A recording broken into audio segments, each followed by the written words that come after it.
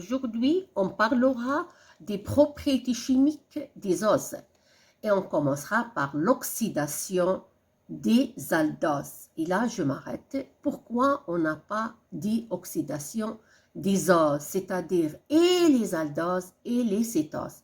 Tout simplement parce que on n'a pas oxydation des cétoses.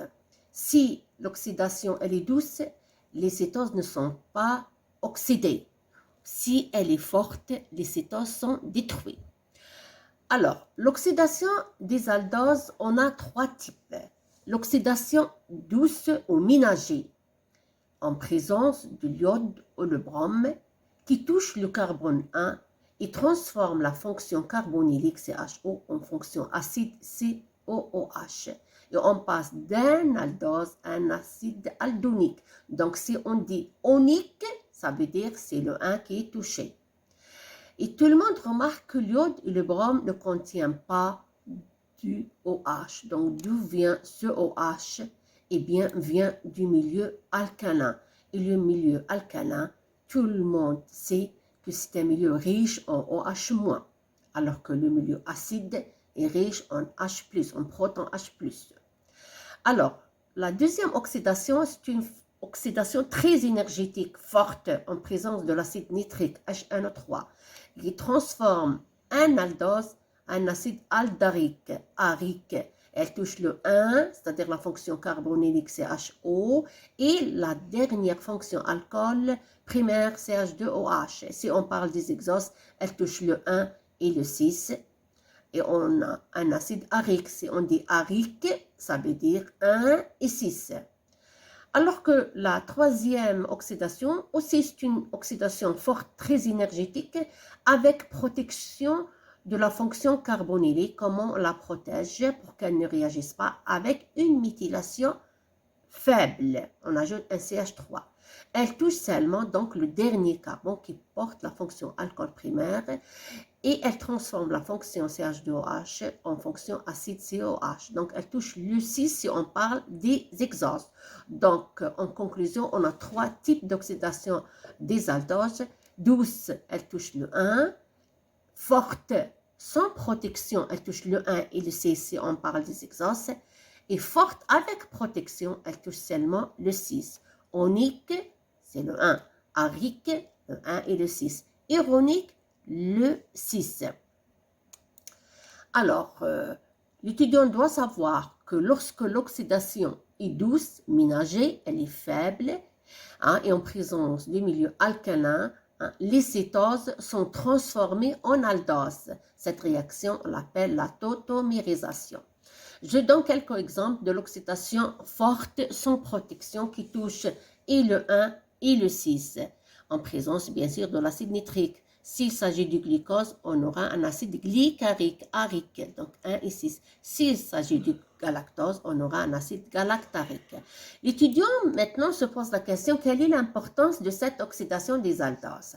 Alors, pour assimiler cette importance, on va faire ensemble un exercice. Qu'est-ce qu'il dit l'exercice? Un ose de la série D est traité par l'iode au milieu alcalin. Donc, c'est l'oxydation douce. Et l'oxydation douce, tout le monde sait qu'elle touche le 1 et on aura un acide aldonique. Le produit n'est pas acide, donc on n'a pas un acide aldonique. Donc la réaction est négative. J'ai transformé cette ligne en réaction. C'est ça la biochimie. Alors qu'est-ce qu'on comprend? Eh bien l'étudiant doit dire si l'ose était un aldose, j'aurais un acide. Puisqu'on n'a pas un acide, la réaction négative, donc l'ose, c'est un cétose. Donc, quelle est l'importance de l'oxydation douce, par exemple? Détermination de la nature de l'ose. Est-ce que c'est un aldose ou c'est un cétose? Si c'était un aldose, on aura un acide aldonique. On aura un acide, là, le produit n'est pas acide. Donc, c'est un cétose. Alors, il y a un autre rôle de l'oxydation. Supposons, regardez ensemble. Maintenant, j'ai précisé que c'est un aldose de la série D est traité par l'iode. Donc, c'est l'oxydation douce ou ménagée en milieu alcalin. Le produit aussi n'est pas acide. Quand est-ce que l'aldose ne réagit pas à l'oxydation douce en présence de l'iode? Si il est lié. Il est bloqué. Lié à quoi? Dans notre cas, il est lié à une petite molécule qui est un méthyle. L'ose peut être lié a une protéine, c'est les glycoprotéines. L'os peut être lié à un lipide, c'est les glycolipides, etc. Donc, si le 1 des aldoses est lié, il ne peut pas faire l'oxydation. Donc, quel est le rôle de l'oxydation? Détermination de la nature de penzidique. Là, on va dire que le 1 est lié. C'est pour cela que l'aldose n'a pas donné un acide. Donc, en conclusion, l'oxydation détermine est-ce que votre carbone anumérique est lié ou libre, et aussi elle détermine la nature de votre ose. Est-ce que c'est un aldose ou c'est un cétose? Alors, dernière remarque.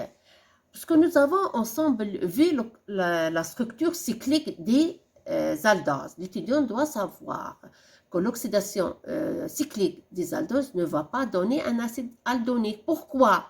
Parce que regardez avec moi ce schéma barré. Si le 1 se transforme en fonction acide COOH, ce carbone aura 5 liaisons. 1, 2, 3, 4, 5. C'est impossible. Donc, l'étudiant doit savoir qu'avec les cycliques, l'oxydation des aldopyraniques, par exemple, va donner une glycolactone. C'est quoi une lactone? C'est un cycle de liaison O. Et maintenant, si on a une structure cyclique et l'oxydation, elle est forte et elle touche seulement le carbone 6 parce que le 1 est lié, eh bien, on aura un acide glycuronique par exemple. Et maintenant, on passe à la réduction. La réduction touche et les aldoses et les cétoses. La seule différence, la réduction des aldoses libère un polyalcool, un seul. Pourquoi? Parce que la réduction de la fonction aldéhydique portée par le carbone 1 se transforme après réduction en fonction alcool primaire, CH2OH. Et tout le monde sait que ce carbone n'est pas asymétrique. Alors que la réduction des cétoses libère 2 polyalcools. Pourquoi? Parce que le NABH4 réduit la fonction cétonique portée par le 2 en fonction alcool secondaire, CHOH. Donc le OH porté par le carbone 2 peut être placé à gauche, on parle du mannitol, comme elle peut être, cette fonction portée par le 2, elle peut être placée à droite, et on parle du glycitol. Faites attention, donc, la réduction touche et les aldoses et les cétoses, il libère des polyalcools ou bien sûr des polyols, contrairement à l'oxydation qui ne touche que les aldoses et ne libère que des acides. Alors maintenant, supposons dans un exercice, on parle de la réduction d'un ose et cette réduction libère du dulcitol. Ben, l'étudiant doit savoir que le dulcitol, c'est le galactétol. Donc, l'ose, c'est le galactose. La dernière remarque, la réduction par voie chimique est une réaction irréversible. Regardez, un seul sens. Alors que par voie enzymatique, elle est réversible.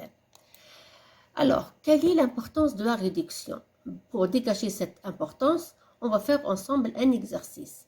Alors, un os de la série D est traité par le bordure de sodium, le NaBH4, libère un polyalcool.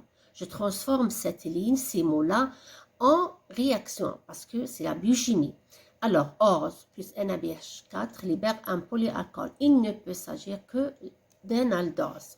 Alors que si on fait la réduction et on libère 2 polyalcools, ben, l'étudiant va dire donc l'ose étudiée, c'est un cétose. Donc, la réduction détermine aussi la nature de l'ose. Est-ce que c'est un aldose ou bien cétose? Comme aussi, elle peut déterminer est-ce que le carbone anumérique, le 1 des aldoses ou bien le 2 des cétoses, est libre ou bien il est lié. Donc, si la réduction, elle est positive, donc le carbone 1 pour les aldoses est libre et donne un polyalcool. Et si la réduction des cétoses aussi, c'est une réaction positive, il libère 2 polyalcools, on va dire donc le carbone 2 des cétoses aussi, il est libre, n'est pas lié. Dans le cas contraire, c'est-à-dire si la réaction de la réduction est négative, soit pour les aldoses, soit pour les cétoses, on va dire que les aldoses et les cétoses donnent une réaction négative parce que leur carbone anumérique, respectivement le 1 pour les aldoses et le 2 pour les cétoses, est lié, engagé dans une liaison osidique. Supposons maintenant qu'on vous pose la question suivante. Quels sont les différents types d'oxydation qui libèrent des acides et sans coupure. Ben, tout le monde va citer l'oxydation douce, forte, avec protection et sans protection. Et on ne va pas citer l'oxydation périodique. Pourquoi? Parce que l'oxydation périodique, premièrement, ne libère pas des acides et coupe.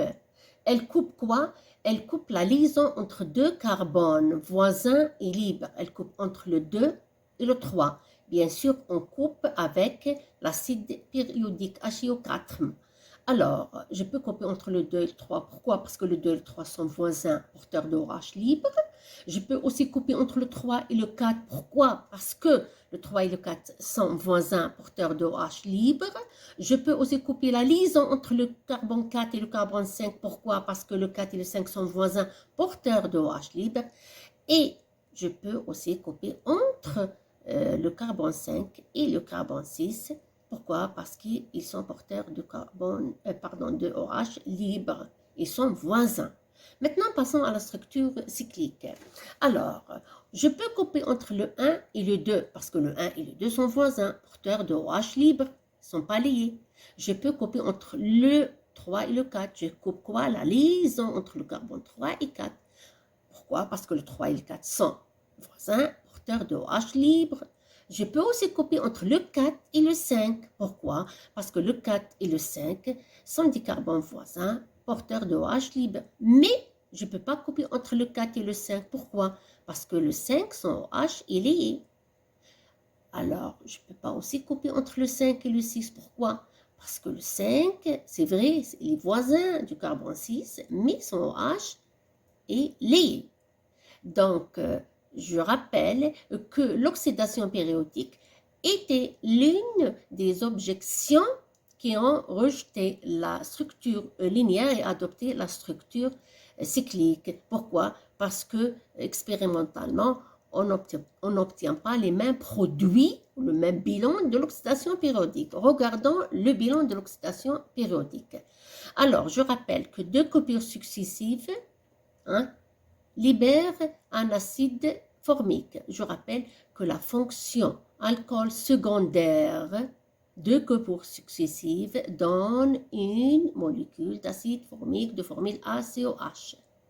Alors, la coupure entre le 5 et le 6 libère un aldéhyde formique, ou bien qu'on appelle aussi formol. C'est kiff-kiff. D'accord? Alors, si je coupe entre le 2 et le 3 et le 3 et le 4, je libère la première molécule d'acide formique. Entre le 3 et le 4, la deuxième molécule d'acide formique. Entre le 5 et le 6, la troisième molécule d'acide formique. 1, 2, 3. Donc, deux coupures successives donnent un acide formique, ACOH. Combien de formol ou bien d'aldéhyde formique? Une seule. Lorsque je coupe entre le 5 et le 6, la fonction alcool primaire libère l'aldéhyde formique ou bien le formol. Alors que dans la structure cyclique, regardez, deux coupures successives libèrent deux acides formiques et zéro aldéhyde formique, zéro. Alors que là, il y a un. Donc ce bilan de l'oxydation périodique était l'une des objections qui ont laissé les biochimistes dire que la structure linéaire, une fois elle dépasse le carbone ou bien est égale à 5 et en solution, n'explique pas certaines objections. Et maintenant, on se pose la question, quelle est l'importance de l'oxydation périodique? Alors, pour dégager ensemble et assimiler cette importance, alors regardons ensemble cette structure cyclique du glucose qui est méthylé sur le carbone numéro 1, c'est-à-dire ce glucose, c'est un méthylglycopyranoside. Alors, on va faire l'oxydation périodique. Est-ce que je peux couper entre le 1 et le 2? Non. Pourquoi? C'est vrai, le 1 et le 2 sont voisins, mais le 1 possède son OH lié. Nous, on demande deux OH libres voisins. Le 1 est lié, je ne peux pas couper. Est-ce que je peux couper entre le 2 et le 3? Oui, le 2 et le 3 sont voisins, porteurs de OH libre. Je coupe avec l'acide périodique, bien sûr. Est-ce que je peux couper la liaison entre le carbone 3 et 4? Oui. Pourquoi? Parce que le 3 et le 4 sont voisins porteurs de OH libre. Est-ce que je peux couper entre 4 et 5? Non. Pourquoi? Parce que le 4 et le 5 sont voisins, c'est vrai, mais le 5 est lié. Il est lié dans le pont oxydique. Est-ce que je peux couper entre 5 et 6? Non. Pourquoi? Parce que toujours le 5, son hydroxyle est lié. Alors, quel est le bilan de cette oxydation périodique? On consomme 2 molécules d'acide périodique, on libère une molécule d'acide formique. On a des 2 coupures successives, donnent une molécule d'acide formique de formule ACOH. Et 0 aldéhyde formique. Pourquoi? Parce que je n'ai pas coupé entre le 5 et le 6. Je rappelle que l'aldéhyde formule de formule ACOH, le formol, est libéré lorsque le 5 et le 6 sont libres. Alors, regardons en bas celle qui présente toujours le glucose, mais se fait en furanique, c'est-à-dire le pont 1, 4. Alors, je commence. Est-ce que je peux couper la liaison entre le carbone 1 et 2? Oui. Pourquoi? Parce que le 1 et le 2 sont voisins et libres, porteurs de OH libre. Est-ce que je peux couper entre le carbone 2 et le carbone 3? Oui. Pourquoi? Parce que le 2 et le 3 sont voisins, porteurs de OH libre. Est-ce que je peux couper entre 3 et 4? Non. Pourquoi? C'est vrai, le 3 et le 4 sont voisins, mais le 4 est lié dans le pont. Je ne peux pas couper. Est-ce que je peux couper entre le 4 et le 5? Non, toujours parce que le 4 est lié. Est-ce que je peux couper entre 5 et 6? Bien sûr que oui. Le 5 sans OH est libre et le 6 sans OH aussi libre et voisin. 5 et 6 sont voisins. Je coupe. Qu'est-ce que je libère? Alors, premièrement, combien de molécules d'acide périodique consommées? 1, 2, 3. Voilà, 3 molécules d'acide formique consommées. Combien d'acide formique? 2 coupures successives, ça veut dire une molécule d'acide formique. Combien d'aldéhyde formique? Une seule. Je rappelle que l'aldéhyde formique est libéré lorsque le 5 et le 6 sont voisins et libres. Je coupe. Alors que ici, le 5 et le 6 sont voisins, mais le 5 il est. Je ne peux pas couper et donc je ne libère pas. Alors qu'est-ce qu'on remarque? On remarque lorsque le pont est entre 1 et 5, je ne libère pas d'aldéhyde formique.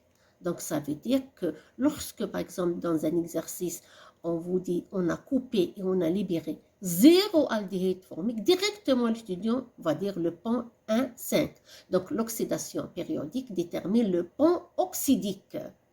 Alors que lorsque le pont est entre 1 et 4, j'ai libéré une molécule d'aldéhyde formique. Donc, si je coupe et je libère une molécule d'aldéhyde formique, donc ça veut dire que le pont est entre 1 et 4. Donc, je résume. L'acide périodique coupe entre 2 carbones voisins et libres. Lorsque le pont est 1, 4, je coupe et je libère une molécule d'aldéhyde formique.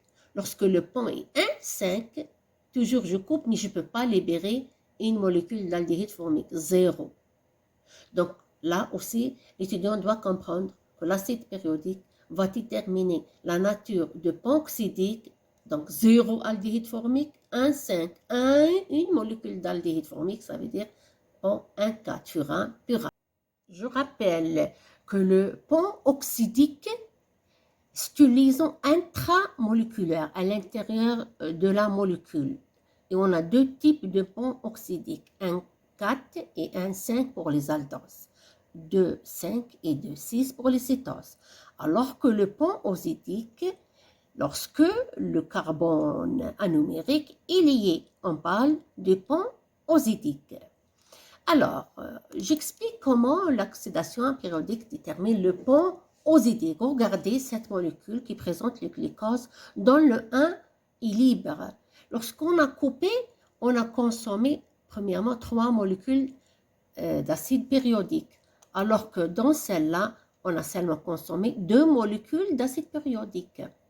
Lorsque le 1 est libre, on a consommé 3 molécules d'acide formique et libéré 2 acides formiques et 0 aldéhyde formique. Alors que lorsque le 1 est lié, eh bien, on a consommé 2 acides périodiques, on a libéré une seule molécule d'acide formique et 0 aldéhyde formique. Donc, j'espère que vous avez compris que l'acide périodique détermine et le pont oxydique grâce à l'aldéhyde formique et le pont oxidique grâce au nombre d'acides formiques. Une seule, alors que lorsque le 1 est libre, 2 acides formiques. Et maintenant, on passe ensemble à l'hydrolyse enzymatique, c'est-à-dire l'action des oxydases. Les oxydases, ce sont des enzymes qui vont hydrolyser, couper, casser la liaison oxydique. C'est quoi la liaison oxydique? Lorsque le carbone anumérique est lié, soit le 1 des aldoses ou le 2 des cétoses. Alors, lié avec quoi? Soit avec une deuxième molécule d'ose, soit avec un lipide, soit avec une protéine. Le plus important, les oxydases exigent que le carbone anumérique soit lié. Et le reste des hydroxyles libres. Regardons ensemble ces deux structures. Alors, est-ce que ici, dans cette structure, dont le 1 est libre, il y a action d'une enzyme, soit alpha-glycosidase ou bêta-glycosidase? Non. Pourquoi? Parce que le 1 est libre. Il peut être alpha, il peut être bêta. Alors que dans celle-là, le 1 est lié à une molécule de méthyle, donc il ne présente pas le phénomène de méthylrotation, c'est un alpha-glycose. Alors, il y a action de l'alpha-glycosidase. Pourquoi? Parce que le 1 est lié, le reste est libre. Pourquoi on exige que le reste soit libre? Parce que lorsque l'enzyme qu'on appelle alpha-glycosidase vient, elle doit se lier avec chaque OH pour le reconnaître que c'est un glycose et puis hydrolyser cette liaison. Donc je répète, les oxydases exigent que le 1 soit lié pour être alpha ou bêta et le reste libre. Donc, je reviens. Quelle est l'importance des oxydases? Eh bien, les oxydases vont préciser l'anomérée, la nature et le mode de liaison. C'est-à-dire, ici, par exemple, si on vous dit que la bêta-glycosidase n'a pas agi, qu'est-ce que vous allez dire? Eh bien, vous allez dire, il y a un glycose et ce glycose n'est pas bêta, mais alpha. Donc, les oxydases déterminent l'anomérée. Maintenant, on passe à la réaction avec la phénylhydrazine. La phénylhydrazine réagit à chaud avec les oses. Alors, on a quoi? On a fixation de la phénylhydrazine sur le 1 et le 2. Donc, si la phénylhydrazine se fixe sur le 1 et le 2, elle cache toute différence entre le 1 et le 2. C'est-à-dire, si je prends le mannose, qui est l'épimère en C2 du glucose, et le fructose, qui est l'épimère de fonction du glucose, et j'ajoute la phénylhydrazine, eh bien, il n'y aura aucune différence entre glycosazone, mannosazone, fructosazone. Pourquoi? Parce que la phénylhydrazine a caché cette différence parce qu'elle s'est fixée sur le 1 et le 2. Donc, je reviens à chaud. On va utiliser 3 molécules, mais il y aura fixation seulement de 2 molécules de phénylhydrazine. Alors, qu'est-ce qu'elle dit la définition? Elle dit les 2 aldoses épimères vraies et leur cétose correspondante dans la même osazone. Vous pouvez l'appeler glycosazone, comme vous pouvez l'appeler mannosazone, comme vous pouvez appeler fructosazone. Faites attention, à froid, on a 2 molécules de phénylhydrazine qui réagissent, mais seulement une qui se fixe. On n'a pas formation d'osazone, mais on obtient des phénylosazones. Et maintenant, on passe ensemble à un exercice qui englobe toutes les propriétés des oses. Alors, exercice numéro 1. Un os de la série D est traité par l'iode au milieu alcalin, c'est-à-dire c'est l'oxydation douce ou ménagée. Normalement, si on a un aldose, on obtient un acide. Mais dans l'exercice, le produit n'est pas acide. Qu'est-ce qu'on conclut? On conclut que notre os, puisqu'il il n'a pas pu faire l'oxydation ménagée et libérer un acide, la réaction elle est négative, donc il ne peut pas s'agir d'un aldose mais d'un cétose. Je reviens à l'exercice. Cette ose traitée par la phényldrazine donne la glycosazone. Alors, je passe à l'exercice. L'acétose plus 3 molécules de phényldrazine donne une glycosazone. Tout le monde sait que les deux oses épimères vraies et leur cétose correspondante, c'est-à-dire le glucose et le fructose, donnent la même osazone. Vous pouvez l'appeler glycosazone ou fructosazone. Donc, l'acétose ici, c'est un fructose. Et l'étudiant peut se poser la question et dire pourquoi vous n'avez pas dit fructosazone. Ben, tout simplement, si on dit qu'on a obtenu une fructosazone, directement vous allez dire c'est un fructose. Mais parce que l'étudiant sait que glycosazone c'est fructosazone, eh bien il va conclure que l'acétose est un fructose. Je reviens à l'exercice. L'action de la bêta-oxydase est positive. Donc, qu'est-ce que je conclus? Ben, je conclus que le fructose, puisqu'il a réagi avec une bêta-oxydase, c'est un bêta-fructose. Tout le monde sait que les oxydases agissent seulement si le carbone anumérique qui est le 2 des cétoses est lié se forme de bêta, puisque c'est la bêta-oxydase qui a réagi. Je reviens à mon exercice. Alors, la perméthylation de cette ose suivie d'hydrolyse acide libère un dérivé tétraméthylé dont l'un des méthyles est porté par le carbone 5. Alors, regardez, le fructose plus la perméthylation, je rappelle qu'elle va toucher tous les hydroxyles libres. Elle a libéré un dérivé qui a capté 4 méthyles. Et parmi ces 4 méthyles, il y a le 5 qui a capté un méthyle. Ça veut dire quoi? Alors, n'oubliez pas que la perméthylation détermine le pont oxydé. Comment? Puisque on a libéré un dérivé tétraméthylé et le 5 a capté un méthyle, ça veut dire que le 5 est libre puisqu'il a capté un méthyle. Et tout le monde sait que pour les cétoses, on considère deux ponts. Le pont 2, 6 qui est un pyrane et 2, 5 qui est un furane. Eh bien, on ne peut pas choisir 2, 5. Pourquoi? Parce que 2, 5, ça veut dire que le 5 est lié dans le pont. Et l'énoncé de l'exercice, il est en train de préciser que le 5, il a capté un méthyle, il est libre.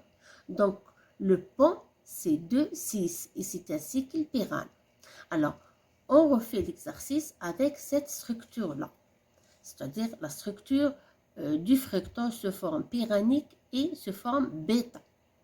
Alors, comment on peut connaître la numérée bêta?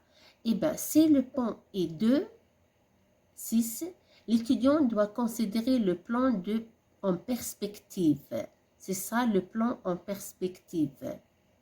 C'est-à-dire que vous êtes en train de regarder votre molécule en perspective.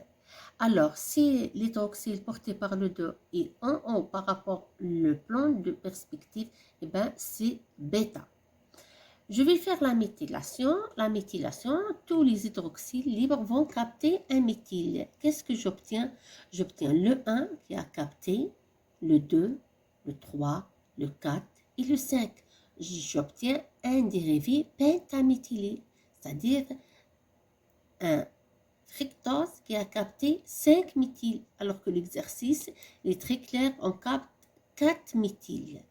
Alors, qu'est-ce qu'on n'a pas? C'était l'hydrolyse acide, HCl, chlorhydrique. Alors, qu'est-ce qu'il fait HCl? HCl casse la liaison oxydique. Je rappelle que là, le carbone 2, c'est lui le carbone anumérique. Donc, c'est ça la liaison oxydique avec un méthyle. HCl va casser, hydrolyser, couper cette liaison oxydique et libérer le OH anumérique. Alors, je termine. Donc, si on fait HCl, voilà, le H anumérique porté par le carbone 2, qui est le carbone anumérique pour les cétoses, est libéré. Qu'est-ce qu'on obtient? Eh bien, on obtient le 1, le 2, il est libre, le 1, le 3, le 4 et le 5, tétraméthylfructose. Nous avons dit que la perméthylation détermine le pont oxydé comment? Eh bien, on se pose la question, le 1 a capté un méthyle parce qu'il était libre. Où est-ce qu'il est le 2? Le 2 n'a pas capté un méthyle. Pourquoi? Parce qu'il était lié dans le pont. Le 3 a capté un méthyle parce qu'il est libre. Le 4, il a capté un méthyle. Il est libre. Le 5, il a capté un méthyle parce qu'il est libre. Où est-ce qu'il est le 6? Eh bien, le 6 n'a pas capté un méthyle parce qu'il était lié dans le pont. Donc, 2, 6, ça veut dire le pont. Donc, la perméthylation détermine le pont oxydique. Et n'oubliez pas de mentionner que HCl casse la liaison oxydique, libère le OH anumérique. Pour mieux assimiler c'est quoi le plan en perspective, consultez la page 46 dans mon PDF, que je vous laisse le lien en bas dans la boîte de description. Je rappelle la structure de Tolens dans laquelle le fructose présente le pont oxydé entre le 2 et le 6. Faites attention, le H anumérique est porté par le 2, c'est lui qui définit l'anumérique, et non pas le CH2OH porté par le carbone 2, c'est le OH anumérique, c'est celui-là qui définit l'anumérique. Maintenant, on passe ensemble à l'exercice 2. Pour voir si vous avez assimilé l'oxydation. Alors, parmi les formules suivantes, quelle est celle qui correspond à un acide aldonique? Alors, je rappelle que lorsqu'on fait l'oxydation douce, on obtient un acide aldonique. Quelle est la différence entre l'aldose et l'acide aldonique? Eh bien, un oxygène en plus. Donc, je reviens à mon exercice. L'étudiant, qu'est-ce qu'il va choisir? Un oxygène en plus, c'est celui-là ou celui-là. Mais parce que cette formule-là, le nombre d'hydrogènes n'est pas 12, alors faites attention, on va choisir cette formule-là, C6H12O7, parce qu'un aldose, c'est C6H12O6, ça c'est l'aldose. L'acide aldonique, par rapport à l'aldose, il a un oxygène en plus seulement. Donc, c'est ça la réponse juste. Alors, la question 3, quelle réaction permet d'obtenir le sorbitol à partir du glucose? Eh bien, tout le monde va dire le sorbitol, c'est un alcool, donc il ne peut s'agir que de la réduction. Et la deuxième partie de l'exercice 3, qu'est-ce qu'elle dit? Elle dit le test de Bial met en évidence un cétose, un pentose, l'amidon, etc. L'étudiant doit savoir que le test de Bial, c'est un test de laboratoire. C'est un test qui se base sur la coloration et identifie les pentoses. Regardons ensemble ce tableau-là. Alors, ce tableau englobe l'étude qualitative des glucides, c'est des tests de laboratoire. Alors, si on parle de la réaction de Bial, l'étudiant doit préciser que c'est un pentose et parmi ces pentoses, on a le ribose. S'il s'agit de la réaction de Sullivanov, eh bien, elle identifie les cétoses. S'il s'agit de la réaction de l'orthotoluidine, eh bien, elle identifie un aldohexose. Et s'il s'agit de la réaction à l'iode, eh bien, elle identifie l'amidon. Et pour mieux assimiler les propriétés des oses, on termine notre vidéo avec l'exercice 3. Alors, on réduit le dimanose et le D-galactose par le NaBH4, le bordure de sodium. Donnez les noms et les structures des produits obtenus. Généralement, après NaBH4, les produits obtenus, ce sont des polyalcools. Donc, c'est une réduction. Le manose va donner le mannitol, on transforme la fonction aldéhydique portée par le 1-CHO en fonction alcool primaire CH2OH, ainsi que pour le galactose, après traitement avec le NaBH4, va se réduire en polyalcool qu'on appelle le galactétol. Précisément, on l'appelle aussi le dilcétol. Alors, sont-ils réducteurs?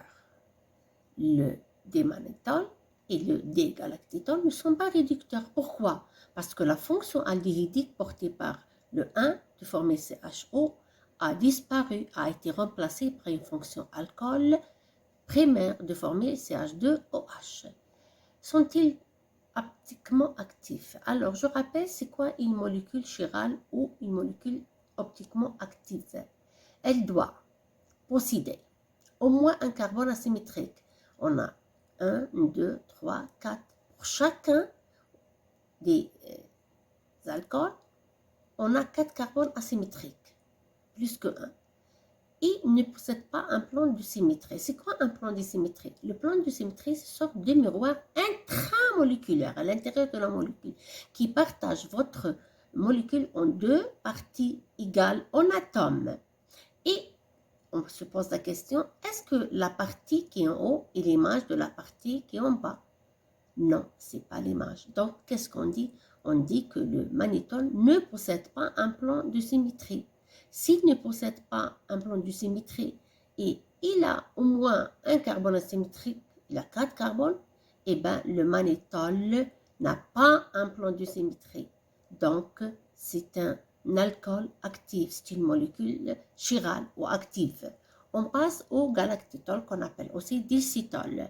On remarque que le plan de symétrie qui a partagé notre dilcétol en deux parties égales en atomes, 1, 2, 3, 1, 2, 3, hein, eh bien, l'image qui est en haut et l'image qui est en bas sont identiques. C'est un miroir, le plan de symétrie, c'est un miroir. Donc, le dilcétol, qui est le galactétol, possède un plan de symétrie. Et nous avons dit qu'une molécule optimement active ne doit pas posséder un plan de symétrie. Donc, on dit que le galactétol a un plan de symétrie, donc c'est un polyalcool inactif. C'est une molécule inactive. Je rappelle, parmi les 8 déaldohexoses, on a 2 oses qui se réduisent en polyalcool inactif. On a le galactétol, qui est le galactose, et l'alitol, qui est l'allose. Alors, si la vidéo vous a plu, aimez-la et bon courage.